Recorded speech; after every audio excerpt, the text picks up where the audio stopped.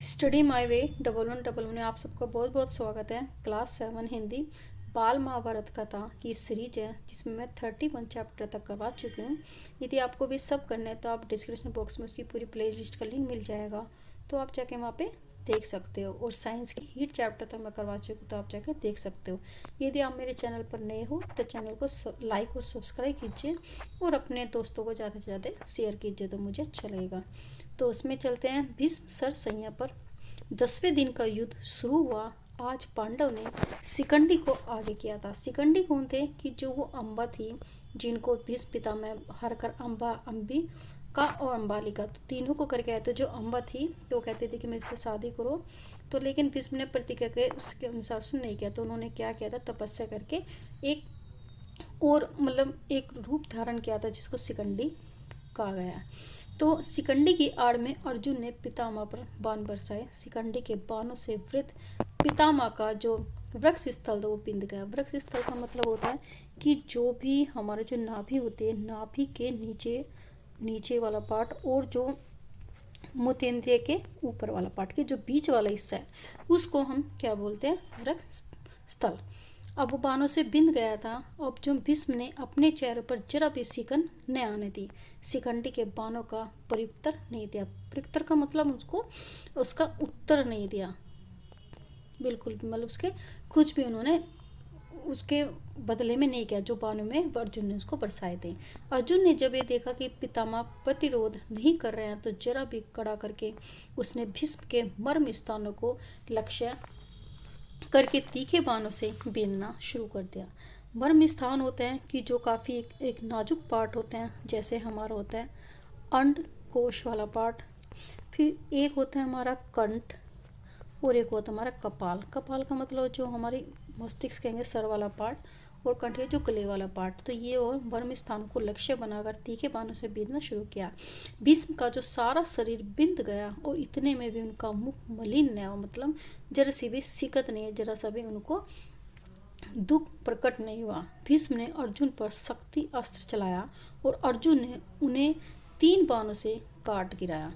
अब भीष्म को यह निश्चय हो गया था कि आज का युद्ध उनका आखिरी युद्ध होगा। इस कारण वह हाथ में ढाल तलवार लेकर रथ से उतरने लगे। अर्जुन का बाण बरसाना जारी रहा था और बाणों ने पितामह के शरीर में उंगली रखने की भी जगह नहीं छोड़ी।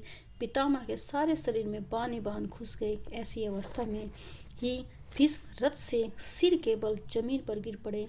भीष्म गिर तो गए, लेकिन उनका जो शरीर भूमि से नहीं लगा। सारे शरीर में जो भी बाण लगे हुए थे वे एक तरफ से घुसकर दूसरी तरफ निकल आए, और भीष्म का जो शरीर था वो तीरों उस पे जमीन पर न गिर के तीरों के सहारे ऊपर उठा रहा। पितामह अर्जुन से बोले, बेटा अर्जुन, मेरे सिर के नीचे कोई सहारा नहीं है, वह लटक रहा है, कोई ठीक सा सहारा तो लगा दो। भीष्म के वचन उसी अर्जुन से कहे जिसने अभी अभी प्राणहारी बाणों से उनको बीन डाला था। प्राणहारी बाण का मतलब होता है कि जिनसे जिनसे प्राण भी जा सकते थे, लेकिन जो भीष्म पितामह थे उनके पास ऐसी शक्ति थी कि वो अपनी इच्छा से ही मृत्यु को प्राप्त कर सकते थे, जब चाहे जब भी अपने प्राणों को त्याग कर सकते थे। तो अब भीष्म का आदेश सुनते ही अर्जुन ने अपने तरकस से 3 तेज बाण निकाले और पितामह के सिर उनकी नोक पर रख कर उनके लिए उपयुक्त तकिया बना दिया। भीष्म बोले, हे राजागण, अर्जुन ने मेरे लिए जो सिराना बनाया है उसी से मैं प्रसन्न हूँ। अब भी मेरा जो शरीर है त्याग करने का उचित समय नहीं हुआ है, अतः सूर्य नारायण के उत्तरायण होने तक मैं यहीं ऐसे ही पड़ा रहूँगा। सूर्य नारायण के उत्तरायण का मतलब होता है कि जब जो सूर्य होता है वो हम मकर से मिथुन तक क्या करता है, वो भ्रमण करता है, और इसके बीच में जो भी एक पीरियड होता है, एक अंतराल होता है, उसी को हम सूर्य का उत्तरायण बोलते हैं। तो उन्होंने बोला कि अभी मैं तब तक रहूँगा जब तक कि सूर्य नारायण के उत्तरायण का समय नहीं हो जाता। आप लोगों में से जो भी उस समय तक जीवित बचेगा वही आकर मुझे देख जाएंगे, क्योंकि उन्होंने अपने पिताजी को वचन दिया था कि मैं पूरी तरह से जो हस्तिनापुर है उसको कुशलता अपने आंखों से देखूंगा राजपाट। तो तब तक का इसका जो ये युद्ध समाप्त नहीं हो जाता तब तक वो अपने प्राणों को नहीं त्यागेंगे। इसके बाद पितामह ने अर्जुन से कहा, बेटा मेरा सारा जो शरीर जल रहा है, प्यास लग रही है, थोड़ा पानी तो पिलाओ। अर्जुन ने तुरंत धनुष तान कर भीष्म की दाहिनी बगल से पृथ्वी पर जोर से एक तीर मारा। बाण पृथ्वी में घुसकर सारा जो सीधा पाताल में जाकर लगा। उसी क्षण का मतलब होता है पल, उसी पल उस स्थल से जल का एक सोता फूटा, और सोता का मतलब होता है एक फवारा फूटा, और पितामह भीष्म ने अमृत के समान मधुर और शीतल जल पीकर अपनी प्यास बुझाई। वह बहुत खुश हुए और प्रसन्न हुए। जब कर्ण को यह पता चला कि पितामह भीष्म घायल होकर रण क्षेत्र में पड़े हैं तो वह उनके पास गया। प्रणाम करके उस कर्ण उठा तो पितामह को उसके मुख पर भय की छाया सी दिखाई दी। यह देखकर भीष्म का दिल भर आया। मतलब उन्होंने सोचा कि जब पितामह भीष्म है उनका ये हाल हो सकता है तो मेरा भी हो सकता है, तो इसलिए उनको थोड़ा इस तरह से भय सा लगा। फिर उनको भीष्म पितामह को क्या हुआ कि उनका दिल भराया। शरीर पर लगे हुए बाणों से होने वाले कष्ट को दबाकर बोले, बेटा तुम राधा के पुत्र नहीं हो, कुंती के पुत्र हो, सूर्य पुत्र हो। मैं तुमसे कभी द्वेष नहीं किया। मैंने अकारण ही तुमने पांडवों से वैर रखा। वैर का मतलब दुश्मनी, मतलब तुमने दुश्मनी रखी। इसी कारण तुम्हारे प्रति मेरा मन जो मलिन हुआ है, नाराज हुआ है। तुम्हारी दान वीरता और शूरता से मैं भली भांति ही परिचित हूँ। इसमें कोई भी संदेह नहीं है कि शूरता से मतलब यदि वीरता थे या शूरता से तुम कृष्ण और अर्जुन की बराबरी कर सकते हो। तुम पांडव में ज्येष्ठ हो। ज्येष्ठ का मतलब बड़े भाई हो, बड़े भाई। इस कारण तुम्हारे जो कर्तव्य है कि तुम उनसे मित्रता कर लो। मेरी यही इच्छा है कि युद्ध में मेरे जो सेनापतित्व के साथ पांडव के प्रति तुम्हारे बैर भाव भी आज ही अंत हो जाए। अभी तक कौन थे? भीष्म पितामह सेनापति थे। इसके बाद कौन बनेंगे? द्रोणाचार्य। यह सुनकर कर्ण बड़ी नम्रता के साथ बोला, पितामह मैं जानता हूँ कि मैं कुंती का पुत्र हूँ, लेकिन यह भी मुझे मालूम है कि मैं सूत पुत्र नहीं हूँ। लेकिन यह बात मुझसे नहीं हो सकती कि अब मैं दुर्योधन का साथ छोड़ दूं और उनकी शत्रुता से जा मिलूं, शत्रुओं से मिलूं, क्योंकि पांडव उनके शत्रु थे, उनके विरुद्ध लड़ रहे थे। मेरा कर्तव्य यह है कि मैं दुर्योधन के पक्ष में रहकर युद्ध करूं। आप कृपा मुझे इस बात की अनुमति दे कि मैं दुर्योधन की तरफ से लड़ूं। मैंने जो कुछ किया या कहा और उसमें जितने दोष, उसके लिए मुझे आप क्षमा कीजिए, माफ़ कीजिए। कर्ण का कथन भीष्म बड़े ध्यान से सुन रहे थे। उसके बाद बोले, जो तुम्हारी इच्छा हो वही करो। भीष्म पितामह से आशीष लेकर कर्ण बहुत ही प्रसन्न हुए और रथ पर चढ़कर कुरुक्षेत्र में जा पहुंचा। कर्ण को देखते दुर्योधन के आनंद के मारे फूला नहीं समाया और भीष्म के पिछो, क्योंकि भीष्म की जो सर से पकड़ होते उससे क्या हुआ, दुर्योधन काफी दुख हुआ था। तो भीष्म के बिछो मतलब बिछड़ने का जो भी दुख उसके लिए दूस है। दूसरा का मतलब होता है कि जिसे सहा ना जा सके, जिसे सहा न जा सके। अब कर्ण आ जाने पर किसी तरह उसे भूल जाना उनके लिए संभव मालूम होने लगा। दुर्योधन और कर्ण इस बारे में सोच ही विचार करने लगे कि अब सेनापति किसे बनाया जाए। रीति से द्रोणाचार्य का सेनापति पद पर अभिषेक हुआ। द्रोणाचार्य ने 5 दिन तक कौरवों की सेना का संचालन करते हुए घोर युद्ध किया। यद्यपि अवस्था में वे बूढ़े थे, फिर भी सात्यक, भीम, अर्जुन, दुष्टदुम्न, अभिमन्यु, द्रुपद, काशीराज और सुविख्यात वीरों के विरुद्ध द्रोणाचार्य अकेले भिड़ जाते थे। एक एक करके खदेड़ देते थे, क्योंकि वे काफ़ी क्या होते थे, निपुण थे उसमें, अस्त्र चलाने में। 5 दिन तक उनके हाथों 5 पांडव सेना बहुत ही सताई गई, जो पांडव सेना थी। आचार्य द्रोण ने पांडव सेना का नाक में दम कर दिया। द्रोणाचार्य के सेनापति ग्रहण करने के बाद दुर्योधन, कर्ण और दुशासन तीनों ने आपस में सलाह करके योजना बनाई। इसके अनुसार दुर्योधन आचार्य के पास जाकर बोला, आचार्य किसी भी उपाय से आप युधिष्ठिर को जीवित ही पकड़कर हमारे हवाले कर सकते हैं तो आप बड़ा ही उत्तम होगा। उत्तम का मतलब अच्छा होगा, बढ़िया होगा। दुर्योधन का उद्देश्य तो कुछ और ही था। दुर्योधन को यह भी पता चल गया था कि युधिष्ठिर का वध करने से कोई भी लाभ नहीं हो सकता। इसके विपरीत यदि युधिष्ठिर को जीवित पकड़ लिया जाए तो युद्ध भी शीघ्र मतलब जल्दी, तो जल्दी ही बंद हो जाएगा और जीत भी कौरवों के हाथ ही होगी।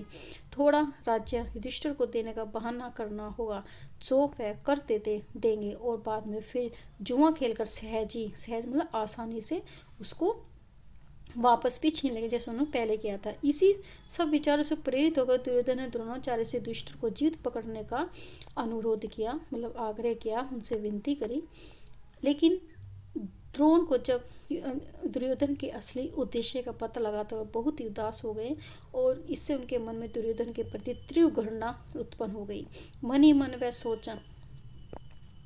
वह सोच कर उन्हें संतोष कर लिया कि दुष्टर के प्राण न लेने का कोई ना कोई बहाना तो मिल ही गया है। पांडव तो द्रोणाचार्य के आतिथ्य और शूरता एवं शस्त्र विद्या के अनुपम ज्ञान से भली भांति परिचित थे। अतः जब सुना कि द्रोणाचार्य ने दुष्टों को पकड़ने का निश्चय ही नहीं किया है बल्कि प्रतिज्ञा भी किया है तो वह बहुत ही भयभीत हो गए, डर गए।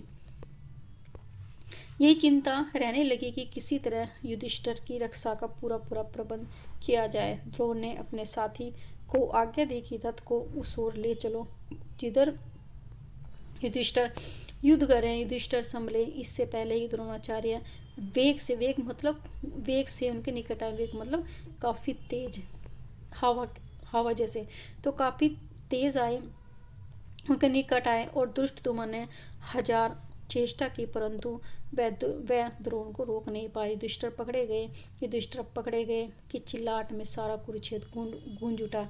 इतने में एकाएक न जाने कहां से अर्जुन उधर आ पहुंचा और अर्जुन की गांडे से बाणों की ऐसी अविरल बौछार शुरू हो गई जो कोई देख ही नहीं पाता था कि कब बाण धनुष से चढ़ते और कब छूटते थे। और कुरुक्षेत्र का जो आकाश था बाणों से भर गया। इस कारण सारे मैदान में अंधकार सा छा गया। अर्जुन के हमले के कारण द्रोणाचार्य को पीछे हटना पड़ा। युधिष्ठिर को जीवित पकड़ने का उनका प्रयत्न क्या होगा, विफल हो गया और संध्या होते होते उस दिन का युद्ध भी बंद हो गया और कौरव सेना में भय छा गया। पांडव सेना के वीर शान से अपने अपने शिविर में लौट आए। सैन्य और समूह के पीछे पीछे चलते कृष्ण और अर्जुन अपने शिविर में जा पहुंचे और इस प्रकार 11वें दिन का युद्ध भी समाप्त हो गया। 12वां दिन 33वां चैप्टर, तो इसको करते आगे। तो युधिष्ठिर को जीत पकड़ने की जो चेष्टा थी, जो कोशिश थी, उसको जो विफल हो जाने पर अंत में यही निश्चय किया गया कि अर्जुन को युद्ध के लिए ललकारा जाए और लड़ते लड़ते उसे युधिष्ठिर से दूर हटा कर ले जाया जाए। युद्ध का 12वां दिन था। बहुत ही भयानक लड़ाई हो रही थी। आचार्य द्रोण ने युधिष्ठिर को जीत पकड़ने की कई बार चेष्टा की, कई बार कोशिश की, पर वो असफल रहे। भगदत्त के हाथी ने भीमसेन को मार दिया। यह शोर सुनकर युधिष्ठिर ने भी विश्वास कर लिया कि भीमसेन सचमुच ही मारा गया है। यह सोचकर उन्होंने अपने वीरों को आज्ञा दी कि भगदत्त पर हमला करे। इधर युधिष्ठिर द्वारा जो भेजी गई जो कुमुक आ पहुंची, जो सेना पहुंची, तो जो वृद्ध भगदत्त को चारों तरफ से पांडव वीरों ने घेर लिया। उधर दूर जो अर्जुन था संशप्तों से लड़ रहे थे, वीरों से लड़ रहे थे, बड़े बड़े योद्धाओं से लड़ रहे थे। अर्जुन के पहुंचते ही पांडव की सेना में नया उत्साह आ गया। हाथी पर सवार जो भगदत्त थे, अर्जुन और श्री कृष्ण दोनों पर ही बाण बरसाने शुरू कर दिए। भगदत्त ने एक तोमर का मतलब होता है एक भाले की तरह एक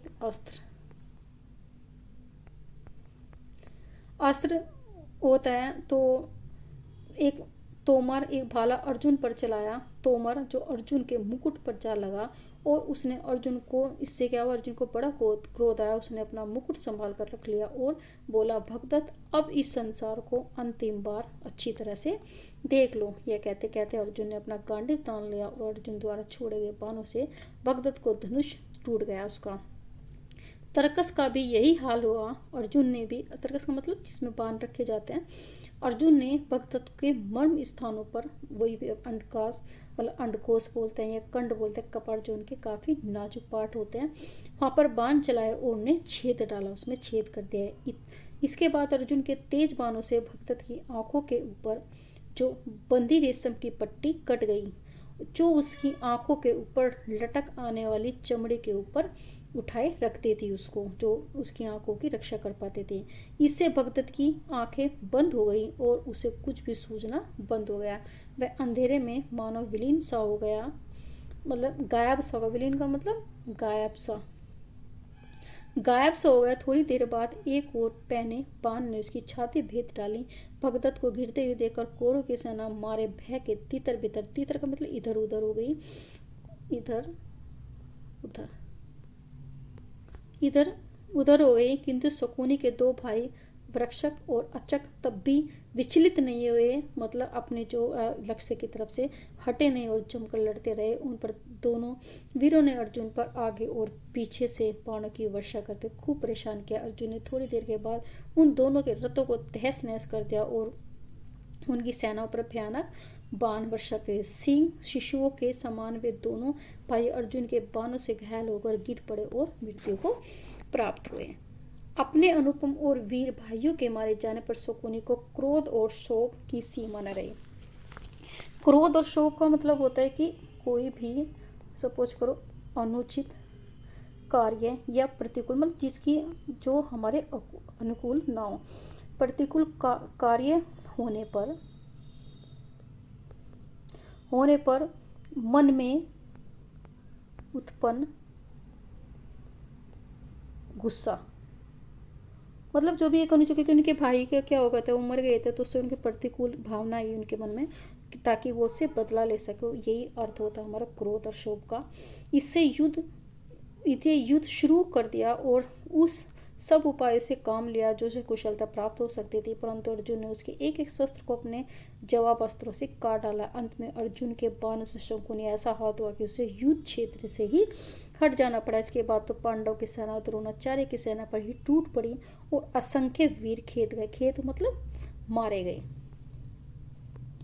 वीर मारे गए, ये मुहावरा है। खून की नदियाँ सी बहने लगी। थोड़ी की देर बाद सूर्य अस्त हुआ, छिप गया। अपनी सेना का यह हाल देखकर द्रोणाचार्य ने लड़ाई बंद कर दी। दोनों पक्षों की सेनाएं अपने अपने डेरों में चल दी और इस पर 12वें दिन का भी युद्ध समाप्त हुआ। तो आगे मिलते हैं आपको चैप्टर 34 के साथ, और इसके बाद मैं आपको पूरी के क्वेश्चन आंसर कराऊंगी जो आपके एग्जाम के लिए बहुत ही उपयोगी होंगे। और इसके बाद हम मैथ की सीरीज को स्टार्ट करेंगे क्लास 7 की मैथ। तब तक के लिए अपना ध्यान रखें। Thank you for watching.